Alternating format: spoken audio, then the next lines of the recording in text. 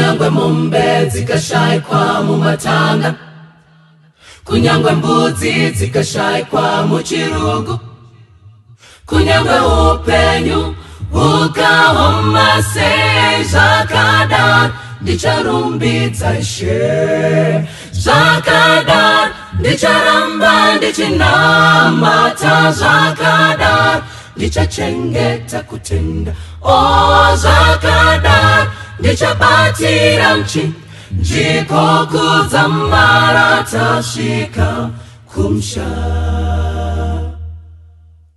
Kunyangwe mari ikashayikwa mu mabanga, kunyangwe urwere wandibata mupenyu, kunyangwe mazano akapera se Jakadar ndichafara munashe, Jakadar ndicharamba ndichinamata, Jakadar ndichachengeta kutenda, Jakadar ndichabatira mchinjiko kudzamara tasvika kumsha.